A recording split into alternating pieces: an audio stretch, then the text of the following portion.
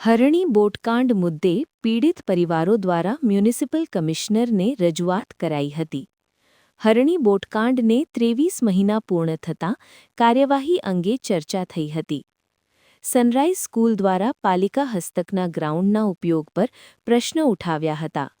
Municipal commissioner Arun Mahesh બાબુએ પીડિત પરિવારોને સહાયનું આશ્વાસન આપ્યું હતું. દર અઠવાડિયે 2 દિવસ પીડિત પરિવારને મળવાની ખાતરી અપાઈ હતી. સમસ્યાનો ઉકેલ ન આવે તો આંદોલનની ચીમકી પીડિત પરિવારો દ્વારા આપવામાં આવી હતી. પીડિત પરિવારોને વહેલી તકે ન્યાય મળે તે માટે તેઓ પ્રયત્નશીલ છે, ત્યારે તંત્ર પણ સંવેદનશીલતા બતાવી આ મામલે યોગ્ય કાર્યવાહી કરે તે જરૂરી છે. જી એમને આવેદન તો આપ્યું છે કે કેવી રીતે પ્રોસેસ કરવામાં આવશે તેની જ રાહ અમે જોઈ રહ્યા છે.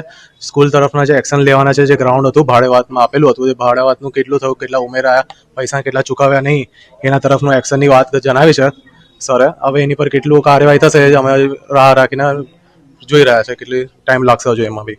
2 કલાકની જહેમત બાદ માનનીય આદરણીય આપણા કમિશનર સાહેબે અમને મળવાનો સમય આપ્યો અને ખૂબ જ શાંતિથી સાંભળ્યા છે. તમામ પીડિત વાલીઓને પીડાઓ સાંભળી છે. એમણે તમામ લાગતા વળગતા પ્રશ્નો લખ્યા છે.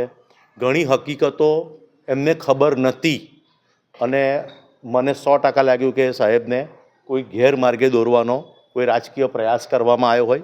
સાહેબે તમામ ઝીણા પોઈન્ટ સત્ય હકીકતો જાણી છે અને પૂર્ણ ખાતરી આપી છે કે સેવા સદન તરીકે એમનાથી જે બનશે એ તમામ ન્યાય અપાવવા માટે મદદ સાહેબ કરવાના છે.